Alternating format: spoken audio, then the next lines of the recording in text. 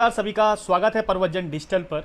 आज हमारे साथ भुवन कापड़ी जी हैं, उप नेता प्रतिपक्ष हैं। सर, पहले तो समय देने के लिए बहुत बहुत धन्यवाद आपका। धन्यवाद आपका बहुत बहुत। तो सर, सबसे पहले सवाल यही रहेगा कि अभी आपने विधानसभा में भी युवाओं का जो वीपीडीओ भर्ती घोटाला है वो काफ़ी प्रमुखता से उठाया है। इस बीच में युवाओं में काफ़ी पसंद भी आपको कर रहे हैं। क्या कुछ चल रहा है सर? क्योंकि कई बार बच्चे यूके ट्रिपल एस सी भी गए हैं, और जो आपने विधानसभा में मामला उठाया था, अभी तक क्या कुछ अपडेट है उसका? क्योंकि पता नहीं चल पा रहा है और बच्चे काफ़ी पूछ रहे हैं कि भाई उसका अपडेट क्या है, क्या उसमें जांच होगी या नहीं होगी, या जो बच्चे सेलेक्ट हो गए हैं उनका अब क्या होगा? देखिए, उत्तराखंड अधीनस्थ चयन आयोग, जिसमें लगातार भ्रष्टाचार सामने आ रहा है। उत्तराखंड का युवा सड़कों पर उतर रहा है, धरने प्रदर्शन कर रहा है, सारे मंत्रियों को, विधायकों को ज्ञापन दे रहा है, हाई कोर्ट की भी लड़ाई लड़ रहा है, लेकिन कहीं सुनवाई नहीं हो रही है। अगर हम इसको देखेंगे तो जीरो टॉलरेंस की सरकार साफ साफ इसमें शामिल नज़र आती है। विधानसभा में इस मुद्दे को हमने उठाया, सारे एविडेंस उनको बताए, साफ साफ भ्रष्टाचार दिखाई दे रहा है और सीबीआई जांच की मांग करी तो सरकार के मुखिया का अभी तक तो कोई जवाब आया नहीं उस पर, और न कोई टिप्पणी करी। युवा सरकार, युवा प्रदेश, युवा मुख्यमंत्री और युवा सड़कों पर, युवा हताश, युवा निराश, युवा का भविष्य अधर पर, मेहनती युवा भ्रष्टाचार के भेंट चढ़ रहे हैं। तो सरकार युवाओं के प्रति कहीं गंभीर नहीं दिखती, सरकार उत्तराखंड के प्रति कहीं गंभीर नहीं दिखती। ऐसी संस्था जो व्यापम में ब्लैक लिस्टेड है, ऐसी संस्था जिस पे लखनऊ गोमती नगर में मुकदमा चल रहा है, उस संस्था से परीक्षा कराई जा रही है। संस्था के अध्यक्ष सचिव साफ वीडियो में ये कहते हुए नज़र आ रहे हैं कि हम लेते हैं पैसे, तुम्हें जो करना है कर लो। उनके खिलाफ कोई कार्रवाई नहीं होती, तो कहीं न कहीं इसमें सरकार की संलिप्तता दिखाई देती है। लेकिन सर, फिर अब आगे बच्चे क्या करेंगे जो अभी एग्ज़ाम की तैयारी वगैरह चल रही है? जब विपक्ष इतनी आवाज़ उठा रहा है, विधानसभा में भी आवाज़ उठा ली है, तो बाकी कोई और जगह बचती नहीं है, तो अब वो क्या करे? क्या विपक्ष की भी नहीं सुनी जा रही है इस सरकार में? देखिए, सरकार भ्रष्टाचार में शामिल हो गई है, आकंठ गले तक जो है इसमें भागीदारी दिख रही है। आप ये समझिए, आज सरकार उत्तराखंड के युवाओं के प्रति गंभीर नहीं है, हमारे पहाड़ के छोटे ज़िलों के प्रति गंभीर नहीं है। इतने गंभीर आरोप कर लगने के बाद भी आज मुझे लगता है कि अगर ईमानदार सरकार होती तो अधीनस्थ सेवा चयन आयोग के अध्यक्ष और सचिव दोनों सलाखों के पीछे होते, सीबीआई जांच होती। इसका मतलब विपक्ष कहीं ना कहीं कमज़ोर है, जो विधानसभा में भी आवाज़ उठाने के बाद नहीं सुनी जा रही है, या जनता को नहीं समझा पा रही है? देखिए, विपक्ष कमज़ोर नहीं है, सरकार की मंशा जनहित में, युवा हित में नहीं है। सरकार भ्रष्टाचार में शामिल है, सीबीआई जांच होगी तो सफ़ेद पोस्ट भी निकलेंगे कहीं, इसलिए नहीं हो रही है। और दूसरी बात, सरकार उत्तराखंड के युवाओं के प्रति गंभीर नहीं है, उनको रोजगार देने के प्रति। आज आप देखिए, पुलिस की भर्ती जो जिलेवार होती थी उसे प्रदेश में कर दिया, क्योंकि उसकी भी कीमतें लगनी है। एक पिथौरागढ़ के ज़िले में अगर 200 सीटें थी तो पिथौरागढ़ का लड़का लगता था, चंपावत के सीट में 100 सीटें तो चंपावत का लड़का लगता था, उत्तरकाशी के अगर ज़िले में 200 सीटें थी तो उत्तरकाशी का लगता था, रुद्रप्रयाग का था तो रुद्रप्रयाग का लगता था, चमोली तो चमोली का लगता था, टिहरी में टिहरी का लगता था। लेकिन आज स्टेट काउंसलिंग कर दी, क्योंकि चयन आयोग के माध्यम से परीक्षा करनी है और बोली लगनी है। और हमारे इन सीमांत क्षेत्र के पहाड़ के लोग तो ईमानदार हैं, यहाँ के उत्तराखंड के लोग तो जो है इतनी पूंजी नहीं दे पाएंगे, इसलिए स्टेट में लिया है। खुला भ्रष्टाचार साफ उसमें बू दिखाई दे रही है कि आप जिलेवार क्यों नहीं कर रहे हैं। प्रवक्ता की भर्ती होती है, आप उसमें मेरिट की बात कर रहे हैं और पूरे जो है 23 से लोगों को आमंत्रित कर रहे हैं, तो उस उत्तराखंड का युवा कहाँ जाएगा? अब आगे क्या करने वाले हैं? हम जो है कि चयन आयोग का घेराव करेंगे, हम फिर सड़क पर उतरेंगे, हम सदन में फिर इस बात को उठाएंगे। देखिए, आप युवा के ऊपर ही प्रदेश का भविष्य टिका हुआ है, देश का भविष्य टिका हुआ है। युवा मुख्यमंत्री भी कहा जाता है, कहते हैं जो जीता वही सिकंदर, लेकिन उस सिकंदर को हराने का जो ताज है वो आपके सर पर है। तो सर, मैं थोड़ा ये समीकरण भी जानना चाहता हूँ इससे हट के, कि जिसे पूरी उत्तराखंड ने एक्सेप्ट किया, कहा कि हारने के बाद भी जिनको मुख्यमंत्री बना दिया, आपने उन्हें हरा दिया। इसमें हम क्या क्या इसका निचोड़ निकाले कि केवल खटीमा की जनता आपको ज़्यादा पसंद करती थी और उत्तराखंड की उनको करती थी, क्या कुछ लगता है इसमें? देखिए, जिताना हराना तो जनता का काम है। न मैंने किसी को जिताया, न मुझे किसी ने हराया। जहाँ जनता का मन जैसा था उन्होंने जिताया। तो ये तो जनता जानती है इसको बेहतर, उन्होंने जिताया है। अब जो है आज का युवा, जो युवा मुख्यमंत्री को देख रहा था, उसके अंदर कितना निराशा का भाव है। आज उत्तराखंड के लोगों को अब रोजगार में भी उनका अधिकार नहीं निकलता। युवा मुख्यमंत्री जी कहते हैं सिटकुल में जाकर रुद्रपुर कि भाई उत्तराखंड में योग्यता नहीं है, बाहर से ले आओ।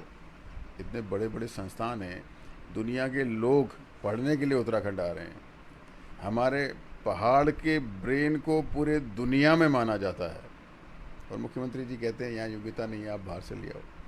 वही मुख्यमंत्री जो एन डी तिवारी की सरकार में 70% आरक्षण की बात करते थे उत्तराखंड के उद्योगों में, आज मुख्यमंत्री बनने के बाद आप आज वो बात भूल गए कि आप उत्तराखंड के युवाओं के साथ कैसा खिलवाड़ कर रहे हैं।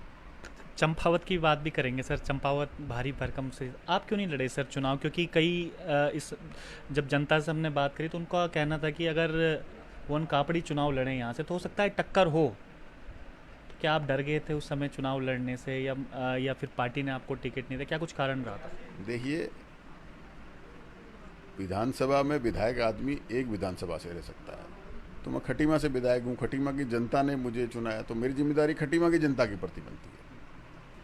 राजनीति में हम जनहित के लिए, प्रदेश हित के लिए, जनता के मुद्दों को हल करने के लिए, विपक्ष में जनता के मुद्दों को उठाने के लिए आते हैं। इसमें कहीं ये व्यक्तिगत प्रतिद्वंद्विता नहीं होती कि वो यहाँ लड़ा तो मैं वहाँ लड़ूंगा, वो वहाँ लड़ा तो मैं वहाँ लड़ूंगा। खटीमा की जनता ने तो माफ़ी भी मांगी थी, फिर बाद में कई न्यूज़ के माध्यम से मैं पता चला कि जल समाधि हमसे गलती हो गई जो हमने मुख्यमंत्री को नहीं जिताया।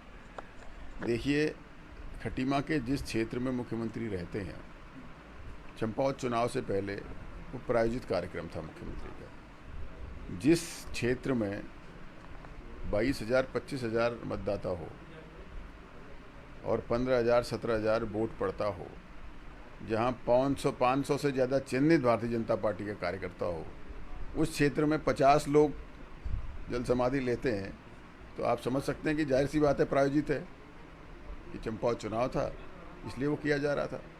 क्या इतना कमज़ोर कैंडिडेट क्यों उतारा है फिर? अगर ऐसे जो खबरें चल रही थी कि कांग्रेस ने खुद वॉक ओवर दे दिया है, कोई मजबूत कैंडिडेट उतारते कापड़ी जैसे, या कोई खुद हरीश रावत जी वहाँ से लड़ते हैं। देखिए, हरीश रावत जी का लड़ना नहीं लड़ना तो हरीश रावत जी तय करते हैं। रही बात चुनाव की, तो ये चुनाव सब ऐसे ही होते हैं। जब विजय बहुगुणा जी उपचुनाव लड़े थे, विजय बहुगुणा जी टिहरी पार्लियामेंट से चुनाव लड़ते थे, सितारगंज से उनका कोई सरोकार नहीं था। वो एज ए मुख्यमंत्री सितारगंज चुनाव लड़ने के लिए गए, उनके सामने प्रकाश पंत जी जैसे भाजपा के बड़े नेता ने चुनाव लड़ा। विजय बहुगुणा जी ने 40,000 से विजय उनको हराया, और यहाँ तो मुख्यमंत्री लगी हुई कॉन्स्टेंसी से लड़ रहे थे। तो ये मुख्यमंत्री के सरकार बनने के बाद मुख्यमंत्री के उपचुनाव का अभाव मंडल हमेशा ही ऐसा होता है। हरीश रावत जी एम्स में भर्ती थे, धारचूला चुनाव लड़े, प्रचार में भी नहीं गए और लंबे अंतराल से चुनाव जीते। तो ये समय और परिस्थितियां हैं। अब क्या चल रहा है? अभी हरक सिंह रावत जी के साथ और काफ़ी जो दिग्गज नेता थे उनकी मीटिंग भी हुई है हरिद्वार में। क्या कुछ चल रहा है सर? जनता जानना चाहती है कि कहीं दोबारा फूट तो कांग्रेस में नहीं पड़ रही है, हरक सिंह रावत छोड़ के तो नहीं जा रहे हैं? क्योंकि आप भी शामिल थे मीटिंग में। क्या कुछ निकल के आया वहाँ से? किस पर्पज़ से मीटिंग की गई थी? देखिए, आज गुरु पूर्णिमा है, आज से कांवड़ यात्रा शुरू है, तो जाहिर सी बात है विपक्ष निगरानी रखता है। देखने गए थे भी कैसी तैयारी है, सरकार की क्या तैयारियां हैं। और जो है कांग्रेस के नेता अगर आपस में मुलाकात करते हैं, बैठते हैं, तैयारियों का जायजा लेते हैं, तो मुझे तो नहीं लगता कि इसमें कोई ऐसा प्रश्न है कि क्यों गए, क्यों बैठे। प्रश्न इसलिए खड़ा होता है क्योंकि हरक सिंह रावत ने कहा है कि उनको पुनर्विचार करना चाहिए। हरीश रावत जी वो खुद सांसद का चुनाव लड़ना चाहते हैं, तो इसलिए सवाल उठ रहे हैं कि कहीं ये तो नहीं कि दोबारा से कुछ फूट पड़ रही हो कांग्रेस के अंदर। देखिए, ये कोई फूट नहीं पड़ रही है। जैसे गणेश गोदयाल जी के खिलाफ दबाव की राजनीति भारतीय जनता पार्टी कर रही है, सत्ता के दुरुपयोग का भारतीय जनता पार्टी कर रही है। और जो है आज जो हमारा ऊर्जा प्रदेश है, जो पूरे सब जगह बिजली देता है, आज उस ऊर्जा प्रदेश में 8-8 10-10 घंटे बिजली कटौती हो रही है। सरकार हर मुद्दे, कानून व्यवस्था चरमरा गई है, सरकार हर व्यवस्था में फेल है, तो कांग्रेस के लोग बैठकर ये चर्चा कर रहे हैं कि अगर गणेश गोंदियाल जी के साथ जो हुआ, ये तो जो है कि सरकार के दुरुपयोग की बात है। जो आज कुंभ की व्यवस्थाएं हैं जो चरमरा गई हैं, जो बिजली कटौती हो रही है, जो बिजली नहीं मिल पा रही है, कीमतें बढ़ते जा रही है, बिजली घटते जा रही है, तो इन सब चीज़ों में चर्चा करने के लिए बैठे हैं। वो गोदी मीडिया इस बात को आप समझ सकते हैं कि ज़बरदस्ती की खबर बनाने वाली बातें हैं।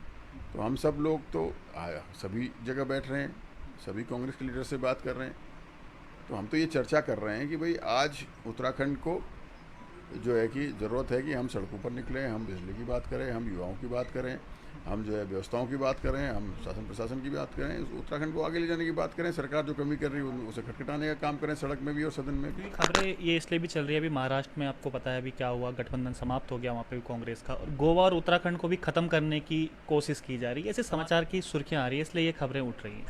देखिए, हमारे देश में सरकार बनती थी, उसमें मंत्री, प्रधानमंत्री, मुख्यमंत्री, मंत्री बनते थे, वो जिम्मेदारी लेते थे प्रदेश को आगे बढ़ाने की, देश को आगे बढ़ाने की। आज भारतीय जनता पार्टी की सरकार जब से बनी है, वो देश को आगे ले जाने की बात नहीं कर रहे, वो युवाओं को रोजगार देने की बात नहीं कर रहे हैं, वो महिला सशक्तिकरण की बात नहीं कर रहे हैं, वो सरकार भाजपा की बनाने की बात कर रहे हैं। पूरी केंद्र की सरकार, भाजपा की सरकार कैसे बनाए, इस पे ध्यान दे रही है। इसीलिए हमारा रुपया पतला हो गया है, डॉलर 80 रुपये का हो गया है। कांग्रेस को भी ध्यान नहीं देना चाहिए कि जो जो टूट के भाजपा में जा रहे हैं वैसे लोगों को चिन्हित किया जाए, या इस तरीके से एक मॉनिटरिंग कमेटी बैठाई जाए इस तरीके से। देखिए, कांग्रेस सब कर रही है, लेकिन जब जो संस्थाएं प्रधानमंत्री के दायरे से ऊपर हमारे संविधान में रखी गई, उन संस्थाओं का दुरुपयोग किया जा रहा है। किसी को ईडी के मत, आज सरकार ईडी चला रही है, ईडी गिरा रही है, ईडी बना रही है, सीबीआई, इनकम टैक्स। जिन संस्थाओं से देश की व्यवस्था को सही, सुचारू, ईमानदार रखने के लिए जिनका उपयोग किया जाता था, तो आज उन संस्थाओं का, ईडी का, सीबीआई का, इनकम टैक्स का, इन सब का उपयोग जो है सरकार गिराने और बनाने में किया जा रहा है। तो सरकार देश के युवाओं को रोजगार देने के प्रति गंभीर नहीं है। सरकार देश को कैसे हम जो सरकारी संस्थान बेच रहे हैं उनको रोकें, उस पर गंभीर नहीं है।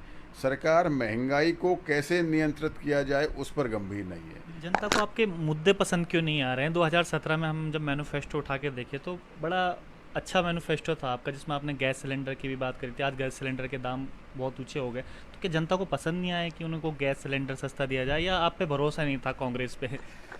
देखिए, भ्रमजाल जब पड़ता है तो कुछ समय तक चलता है। अभी 8 साल हुए हैं भ्रमजाल को। आने वाले समय में जनता खुद सड़कों पर आएगी। ये बहुत समय नहीं लगने वाला इस बात, क्योंकि हर व्यक्ति परेशान है। अब मैं आपसे कहूँगा कि अगर मुफ्त राशन खाएंगे तो अपने बच्चों को नौकरी कैसे दिलाएंगे? रोजगार खत्म। आज युवा सड़कों पर है, पढ़ा लिखा युवा सड़कों पर है, कहीं रोजगार नहीं पड़ रहा है, डिग्रियां हाथ में है, और जहां रोजगार निकल रहा है उस पर भ्रष्टाचार पहले बैठा हुआ है। तो भारतीय जनता पार्टी सिर्फ और सिर्फ सरकार बनाने में लगी है, जबकि सरकार बनने के बाद जिम्मेदारी प्रदेश को, देश को आगे बढ़ाने की होती है, जो वो भूल गए हैं। अब की जो कांग्रेस है, क्योंकि हमने जो पिछला कार्यकाल था उसमें हमने देखा था कि कई इल्ज़ाम कांग्रेस पर लगे थे। मित्र विपक्ष की भूमिका का कहा गया था कि मित्र विपक्ष की भूमिका कांग्रेस निभा रही है, मुद्दे नहीं उठा पा रही है जो मुद्दे उठाने चाहिए। क्या बदलाव नज़र आता है आपको जो अब की कांग्रेस है, जो नए चुनाव से निकल के कांग्रेस है, ये कितना अंतर है दोनों में? देखिए, आपने इस बार विधानसभा का सत्र देखा होगा, चाहे बजट हो, चाहे चयन आयोग का मुद्दा हो, चाहे प्राधिकरण की बात हो, चाहे बिजली कटौती की बात हो, चाहे गैरसैंण की बात हो, चाहे चारधाम यात्रा की बात हो, चाहे प्रशासनिक व्यवस्था की बात हो, सब पर हमने जोर शोर से मुद्दा उठाया है। चाहे गन्ना के भुगतान की बात हो, तो हम सब मुद्दों पर सदन के अंदर बेबाकी से एकजुट होकर लड़ रहे हैं, और वही हम सड़क पे भी करेंगे। अब जो सरकार ये मानकर बैठ गई हो कि हमने सिर्फ भ्रष्टाचार करना है, कोई कुछ बोलता रहे, हमें कोई फ़र्क नहीं पड़ता, तो उसके लिए तो कुछ किया ही नहीं जा सकता। उसका इलाज तो 5 साल बाद जनता ही करेगी। तो 5 साल का इंतजार जनता को करना पड़ेगा। देखिए, अभी तो सरकार उनकी है, हम तो लगातार जन सरोकारों के लिए लड़ेंगे। 5 साल बाद दोबारा अगर उन्होंने मुख्यमंत्री बदल दिए, कहा कि अब नया चेहरा लेके आएंगे, क्योंकि पिछली बार भी हमने देखा था त्रिवेंद्र सिंह रावत जी पर काफ़ी इल्ज़ाम लगा रहे थे, लोग पसंद नहीं कर रहे थे, फिर तीरथ सिंह आए, लेकिन इस बार उन्होंने फिर नया चेहरा लेके आए धामी जी के रूप में। 5 साल बाद फिर वो करेंगे, तब क्या कांग्रेस फिर क्या करेगी? ये जन राजनीति में कोई एक तरीका एक बार किया जाता है। जनता बहुत समझदार है, जनता इस बार जवाब देगी। बहुत बहुत धन्यवाद हमें समय देने के लिए। तो इधर हमारे साथ भुवन कापड़ी जी, जिन्होंने अपनी बात बेबाकी से रखी कि किस प्रकार से जो मुद्दे हैं वो उन्होंने विधानसभा में उठाए और युवा कैसे उनके साथ लगातार जुड़ रहे हैं, उन्हें प्यार कर रहे हैं, क्योंकि वीडियो और वीपीडियो मामले में क्योंकि प्रमुखता से हमने भी उठाया था और विधानसभा में जो सत्र हुआ था वो भी हमने प्रमुखता से दिखाया था कि किस प्रकार से वीडियो और वीपीडियो का जो मामला है वो भुवन कापड़ी जी ने विधानसभा सत्र में रखा। अब देखने वाली बात ये होगी कि जो मुद्दे कांग्रेस उठा रही है, विपक्ष उठा रही है, उस पर कितना अमल होता है, अगर अमल नहीं होता है तो किस प्रकार से सड़कों पर कांग्रेस इसका जवाब देगी। तो आज के लिए इतना ही। आप देख रहे थे प्रवचन डिजिटल।